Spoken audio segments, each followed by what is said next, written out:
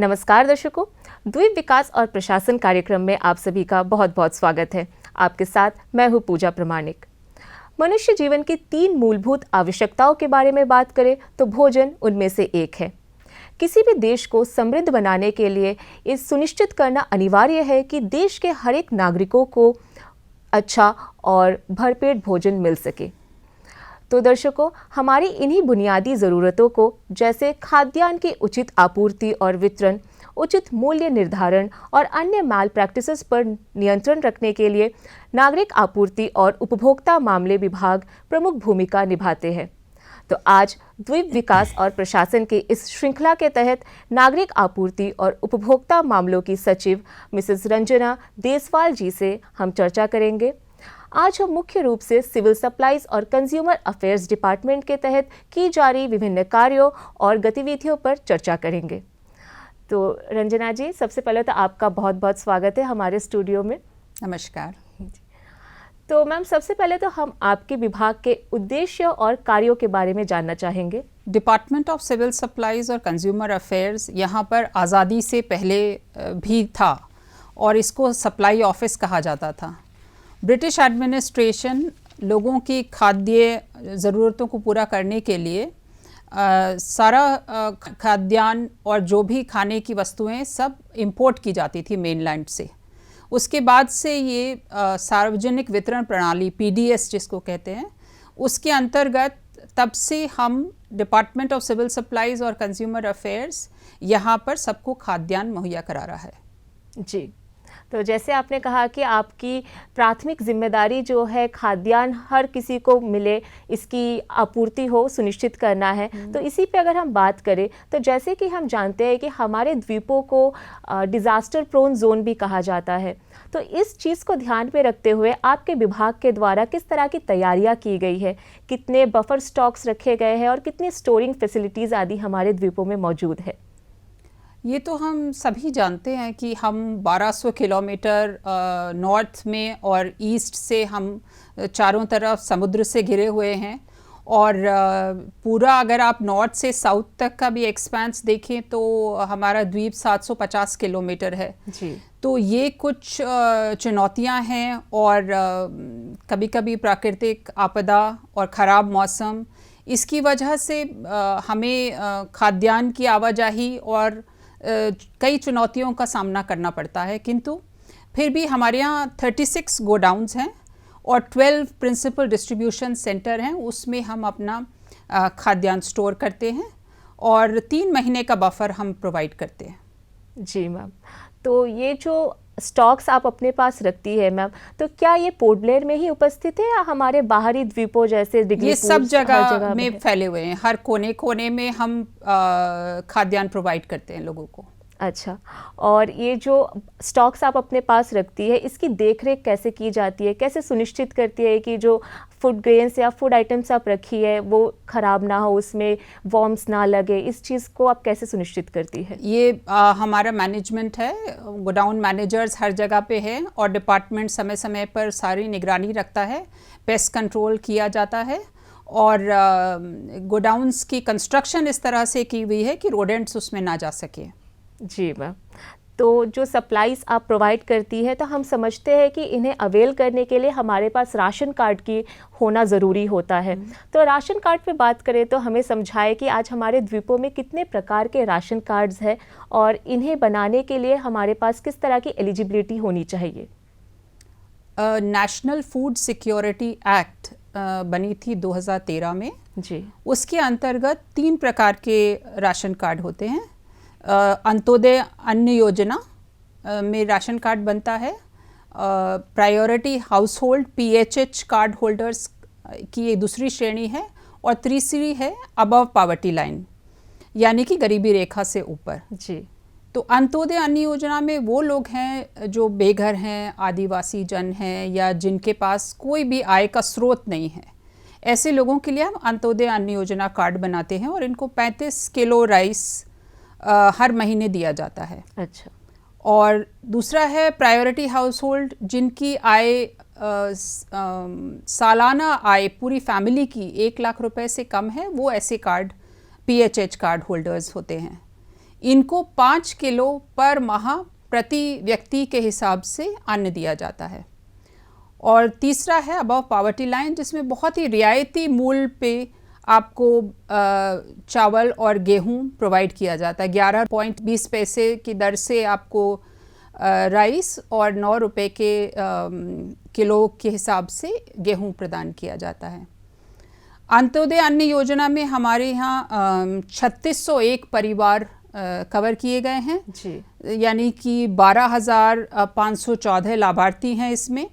PHH cards हमारे यहाँ 13,431 हैं और इसमें हमारे 48,500 लाभार्थी इसमें हैं। और अबव पावर्टी लाइन हमारे यहाँ करीब 91,000 कार्ड्स हैं और 2,90,000 लाभार्थी इसमें हैं। जी मैम। तो ये जो राशन कार्ड्स होती है, इन्हें बनाने के लिए हमारे पास किस तरह के दस्तावेज या डॉक्यूमेंट्स होना ज़रूरी होता है? इसमें आपको बर्थ सर्टिफिकेट की आवश्यकता पड़ती है, कोई भी मेंबर नया ऐड करना है तो, और आधार कार्ड, इससे आपका राशन कार्ड बन सकता है। जी मैम। तो जैसे आपने चर्चा के वक्त हमें कहा था कि हमारे द्वीपों में अभी भी ऐसे कई दुर्गम जगह है जहाँ तक खाद्यान्न को पहुँचाना कठिन होता है, तो ऐसे में आप PDS में खाद्यान्न को कैसे पहुँचाती है, इसके बारे में हमें बताएं। इनिशियली FCI से प्रिंसिपल डिस्ट्रीब्यूशन सेंटर पे खाद्यान्न पहुंचता है और फिर वहाँ से हमारे आगे गोडाउन्स पे पहुंचता है और गोडाउन से फिर ये हमारे यहाँ 412 उचित मूल्य की दुकानें, जिनको फेयर प्राइस शॉप्स कहा जाता है, उनमें पहुँचाई जाती हैं। और ये 1 किलोमीटर के दायरे में सभी के पास उपलब्ध हैं, जो भी राशन कार्ड धारक हैं वहाँ से जाके राशन लेते हैं। अच्छा, तो ये जो PDS होता है, जिसे हम समझते हैं पब्लिक डिस्ट्रीब्यूशन सिस्टम हम कहते हैं, इसके बारे में तो हमें थोड़ा बहुत आइडिया ज़रूर है, मगर एक और टर्म आता है यूनिवर्सल PDS, ये क्या है, इसके बारे में हमें ज़रा बताएं, इस पर प्रकाश दें। यही यूनिवर्सल PDS है कि खाद्य सुरक्षा सुनिश्चित की गई है हर एक व्यक्ति की इस देश में। ये भारत सरकार की स्कीम है। जैसे अंत्योदय अन्न योजना और PHH कार्ड होल्डर्स, यानी कि प्राथमिकता कार्ड वाले लोग, उनको इसी जनवरी से इस स्कीम के अंडर बिल्कुल निःशुल्क अन्न प्रोवाइड किया जा रहा है। अच्छा। और इसके अलावा कोई भी अबव पावर्टी लाइन का कार्ड बनवा सकते हैं। जैसे हमारे यूटी में 95% पॉपुलेशन इसमें कवर्ड है। करीब 1,91,000 हमारे कार्ड हैं, जिसमें सभी लोग कवर्ड हैं। तो ये है कि कोई भी यहाँ पर भूखा नहीं रहेगा। जी, तो मैम अब हम आपसे कुछ योजनाओं पर भी बातचीत करना चाहेंगे, क्योंकि कई बार ऐसा होता है कि बहुत सी योजनाएं हमारे लिए बनते हैं मगर हम उससे अवगत नहीं होते हैं। तो सबसे पहले तो आप हमें नेशनल फूड सिक्योरिटी एक्ट 2013 के बारे में समझाएं। नेशनल फूड सिक्योरिटी एक्ट 2013 इसीलिए बना था कि हर एक इंसान को, हर एक व्यक्ति को इस देश में खाद्यान्न की प्राप्ति हो सके, कोई भी भूखा ना रहे। जी। तो ये संसद में 10 सितंबर 2013 को पारित हुआ और उसके बाद से इसमें अंत्योदय अन्न योजना की स्कीम आई, जिसमें कि बिल्कुल ही निःशुल्क बेघर और बेआय वालों लोगों के लिए खाद्यान्न दिया जाता है। और उस प्रायोरिटी हाउस होल्ड में पहले 2 रुपये किलो के हिसाब से चावल, 1 रुपये प्रति किलो के हिसाब से गेहूं दिया जाता था। किंतु अभी जैसे मैंने आपको बताया कि जनवरी 2023 से ये सब बिल्कुल ही निःशुल्क कर दिया गया है। तो मैम, जैसे आपने हमें कहा कि हमारे द्वीपों में 3 तरह के राशन कार्ड्स हैं, तो इनमें से जो APL है इसके बारे में तो हमें पता है, लेकिन जो अन्य 2 राशन कार्ड्स का जिक्र आपने किया है, PHH या AAY राशन कार्ड्स, इसके बारे में हम आपसे ज़रा और विस्तार में जानना चाहेंगे कि दोनों में क्या अंतर होती है। अंत्योदय अन्न योजना उन लोगों के लिए बनाया जाता है जैसे वृद्ध हैं या बेसहारा सिंगल विमेन हैं, आदिवासी लोग हैं और निराश्रित लोग हैं या होमलेस पीपल हैं, जिनके पास कोई ना आश्रय है ना कोई आय की कोई भी स्रोत है। ऐसे लोगों को अंत्योदय अन्न योजना के अंतर्गत लाया गया है। और priority house hold card holders, PHH card holders वो हैं जिनकी फैमिली इनकम 1 लाख रुपये से नीचे है। जी, तो मैम अब NFSA के तहत क्या क्या फूड सप्लाईज आप हमें प्रोवाइड कर रहे हैं, इसके बारे में भी हमें ज़रा समझाएं। NFSA के अंतर्गत अंत्योदय अन्न योजना में 35 किलो राइस पर फैमिली को दिया जाता है जी। इसमें 31 किलो चावल और 4 किलो गेहूं का भी प्रावधान है, लेकिन नानकौरी और निकोबार के लोगों की अपनी पसंद के हिसाब से उन्हें 35 किलो चावल प्रदान किया जाता है। इसी तरह से priority house hold card holders को 4 किलो चावल, 1 किलो गेहूं प्रति व्यक्ति प्रति माह के हिसाब से दिया जाता है। और ये फिर वही निकोबार और नानकौरी में अपने लोगों की जैसा उनको पसंद था, इसलिए 5 किलो चावल ही प्रदान किया जाता है। अच्छा, तो मैम हमने राशन कार्ड के बारे में बात कर ली है, हमने जाना कि PDS क्या होते हैं आदि। तो अब हम बात करना चाहेंगे कि कई बार ऐसे खबरें भी आते हैं कि जो हमारे लोग हैं उनको कई तरह की सेवाएं मिलनी चाहिए जो उन्हें नहीं मिल पाती है। कई बार कई तरह की माल प्रैक्टिसेस भी होती है। तो क्या ऐसी कोई केसेस भी हमारे द्वीपों में देखी जाती है, और आप इसे कंट्रोल में रखने के लिए क्या करती है, कैसे इंश्योर करती है कि ऐसी कोई चीज़ें हमारे द्वीपों में ना हो? जब ये सार्वजनिक वितरण प्रणाली मैनुअल तरीके से हम लोग इसको इम्प्लीमेंट करते थे, जैसे सभी चीज़ आप कैश में जाके लेते थे, तब ये कुछ संभावना थी इस तरह की मैल प्रैक्टिस की। लेकिन जब से सब कुछ ऑनलाइन हो गया है, EPOS electronic point of sale machines हर एक फेयर प्राइस शॉप पे रखी गई है। 412 फेयर प्राइस शॉप्स हैं, और इसके तरह रियल टाइम डेटा में हमें कितना हमने वहाँ खाद्यान्न भेजा है और कितना उन्होंने आगे राशन कार्ड होल्डर को दिया है, वो सब डेटा एकदम रियल टाइम अवेलेबल है। तो इसलिए कोई इस तरह की मैल प्रैक्टिस की कोई संभावना इस समय नहीं है। अब हम जानना चाहेंगे कि जैसे जितने भी सर्विसेज प्रोवाइडिंग डिपार्टमेंट्स है वो अपने नागरिकों के लिए कुछ ना कुछ पहल लेती आ रही है। तो अगर हम बात करें आपके विभाग की, तो ऐसे भी कई लोग होते हैं जो बीमार होते हैं, वृद्ध होते हैं, या किसी विकलांगता के वजह से PDS तक नहीं पहुंच पाते हैं। तो इन तक खाद्यान्न पहुंचाने के लिए आपके विभाग की तरफ से क्या पहल की जा रही है? ये भारत सरकार की ही स्कीम है कि जो लोग वृद्ध हैं या अस्वस्थ हैं या विकलांग हैं और जो अपनी दुकान तक नहीं जा सकते हैं, वो अब 2 लोगों को उसी एरिया में जिनका राशन कार्ड उसी फेयर प्राइस शॉप पे रजिस्टर्ड है, वहाँ नॉमिनेट कर सकते हैं उनको, उनके राशन कार्ड की कॉपी और आधार कार्ड की कॉपी लगाकर, और 2 लोग को वो नॉमिनेट जिनको करेंगे वो उनके लिए राशन ले सकते हैं। अच्छा, ऐसे करीब 795 केस हमारे यहाँ हैं। जी। तो अब वन नेशन वन कार्ड काफ़ी चर्चा में है, तो इसके बारे में भी हम समझना चाहेंगे कि ये क्या है और इसके क्या फ़ायदे हैं।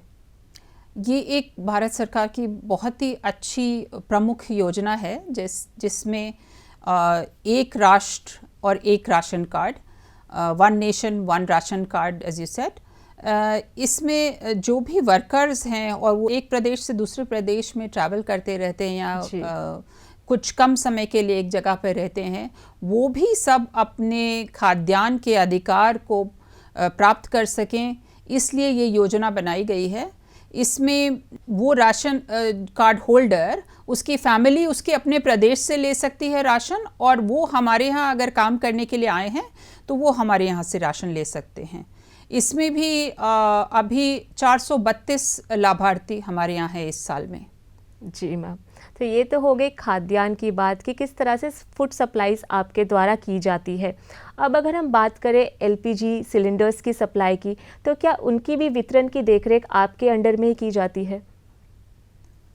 LPG डिस्ट्रीब्यूशन पूरे UT में मूल रूप से जिम्मेदारी IOCL की है, इंडियन ऑयल कॉरपोरेशन लिमिटेड, लेकिन उसको किस तरह से वो लोग डिस्ट्रीब्यूट कर रहे हैं, पर्याप्त मात्रा में रहे और रेगुलरली लोगों को मिले, इसकी निगरानी हमारा डिपार्टमेंट करता है। समय समय पर समीक्षा लेते हैं और IOCL के साथ मीटिंग्स रखते हैं ताकि हम इंश्योर कर सकें कि सबको टाइम पर एलपीजी मिल जाए।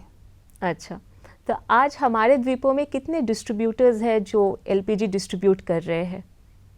सो IOCL ऑथराइजेज डिस्ट्रीब्यूटर्स, 8 डिस्ट्रीब्यूटर हैं।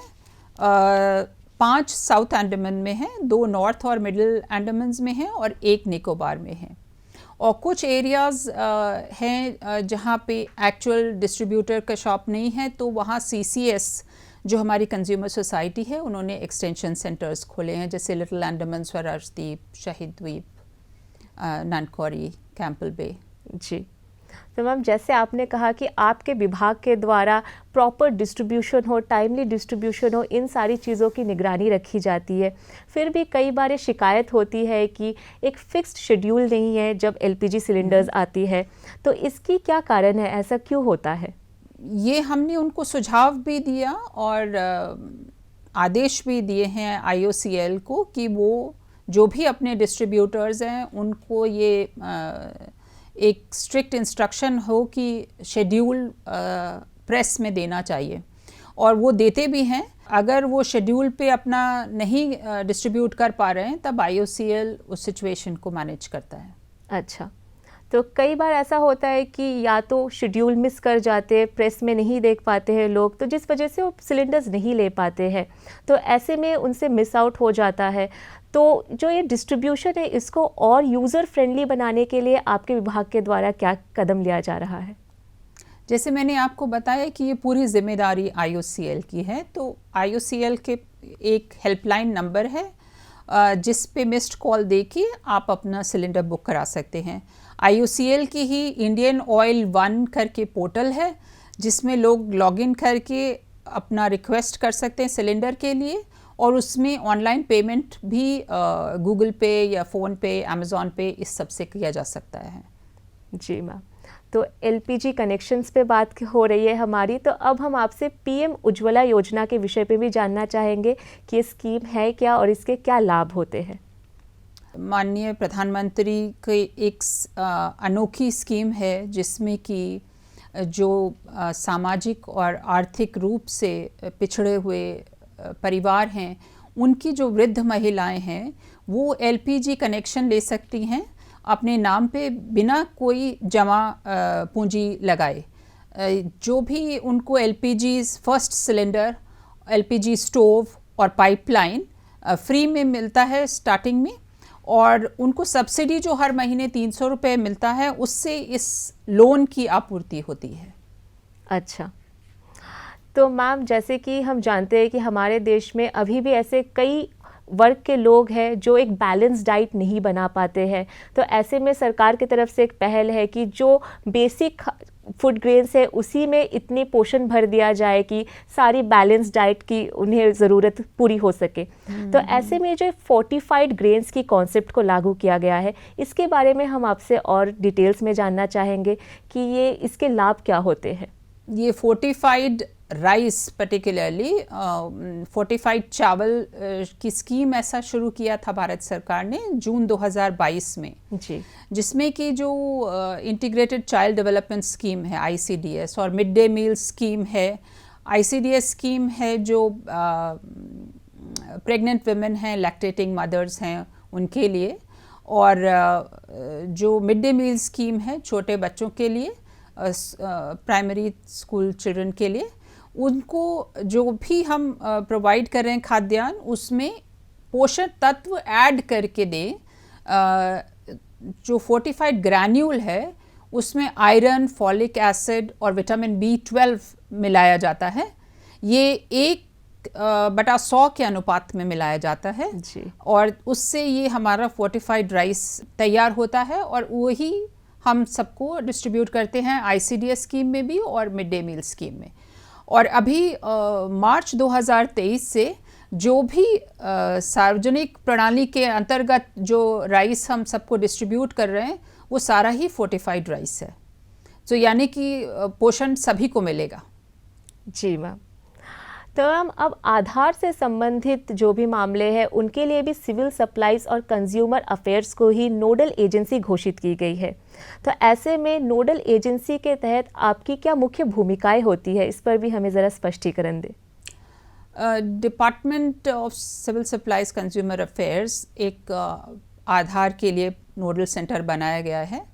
Director is the state registrar ji. और तो इसमें जो भी हमारे ब्रांचेस हैं, हर डिपार्टमेंट के सब ऑफिसेज हैं, रंगत, मायाबंदर, कार निकोबार, सब जगह पे एक परमानेंट एनरोलमेंट सेंटर है। कोई भी जाके वहाँ पर अपना आधार कार्ड बना सकते हैं या उसको अपडेट करा सकते हैं। और इसके अलावा जो पब्लिक ऑफिसेज हैं, जैसे registrar of birth and death हुआ, वो शिशुओं के लिए, और आंगनवाड़ीज़ फॉर सीनियर सिटीजन्स, और एजुकेशन डिपार्टमेंट 5 से 15 साल के बच्चों की उम्र के लिए, वो भी आधार सेंटर डिक्लेयर किए गए हैं।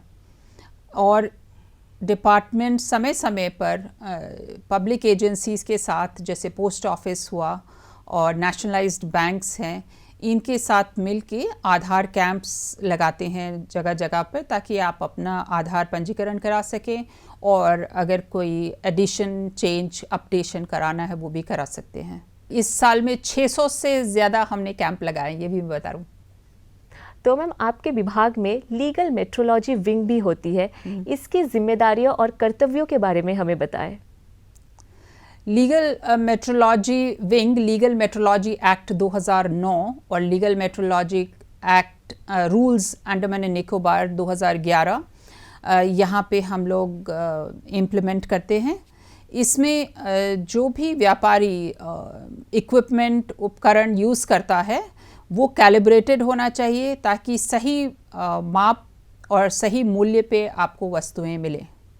अच्छा, तो मैम इसी क्वेश्चन से संबंधित एक और सवाल आपसे करना चाहूँगी कि अगर कभी ऐसा कुछ होता है कि कोई व्यापारी MRP रुपीज़ से ज़्यादा में कोई सामान बेच रहा है, या एक्सपायर्ड आइटम्स बेच रहा है, या फिर किसी तरह की मैल प्रैक्टिसेस कर रहा है, तो ऐसे में क्या आपके पास ये प्रावधान है कि आप उन्हें पनिश कर सकती है? लीगल मेट्रोलॉजी एक्ट के अंडर इन्फोर्समेंट होता है और जुर्माना भी लगाया जाता है। पिछले साल 68 मामले आए थे सामने, और करीब 1,99,000 जुर्माना इसमें हमने लगाया था लोगों पर। और इस साल भी अभी तक 64 मामले सामने आए हैं, जिसमें करीब 1.5 लाख का जुर्माना लगाया गया है। अच्छा, ऐसे एक और समस्या अक्सर देखी जाती है कि ऑटो ड्राइवर्स जो अपने मीटर्स के साथ भी किसी तरह की मैल प्रैक्टिसेस करते हैं या मीटर्स नहीं यूज़ करते हैं, तो क्या ऐसे चीज़ों को भी आप ही नियंत्रित करती है या आपके विभाग नियंत्रित करते हैं? मीटर्स को कैलिब्रेशन के लिए लाया जाता है डिपार्टमेंट में, और ये भी कैलिब्रेशन और सत्यापन हमारे डिपार्टमेंट से होता है। अच्छा, तो अगर एज अ कंज्यूमर हमें लगता है कि हमारे साथ ऐसी किसी तरह की कोई गलत चीज़ें हो रही हैं, तो हमारे पास किस तरह के अधिकार हैं, हम क्या कर सकते हैं? कंज्यूमर प्रोटेक्शन एक्ट के अंतर्गत आप कोई भी कंज्यूमर अगर किसी बेईमान व्यापारी या इसके धोखे में आते हैं, तो अपनी जो भी कोई परेशानी है, शिकायत है, उसको दर्ज कर सकते हैं। यहाँ पर district commission for consumer dispute redressal है, और उस पे अगर आप की सुनवाई नहीं होती है, तो फिर आप स्टेट कमीशन में भी शिकायत दर्ज कर सकते हैं। अच्छा मैम, तो मैम अब हम समझना चाहेंगे कि जो सिटीज़न चार्टर होता है, ये क्या होती है? सिटीज़न चार्टर में ड्यूटीज़ एंड रिस्पॉन्सिबिलिटीज़ होती हैं सभी ऑफिसर्स की, और कि हमारी रिस्पॉन्सिबिलिटीज़ टुवर्ड सिटीजन्स क्या हैं, और उनको कितने समय में उन चीज़ों का निवारण किया जाएगा, और अगर नहीं किया जाता तो वो किस तरह से शिकायत कर सकते हैं। इसको पूरी निष्ठा से निभाया जाता है। अच्छा, तो इस सिटीज़न चार्टर को आपके विभाग के द्वारा मेंटेन किया जाता है? बिल्कुल, ज़रूर।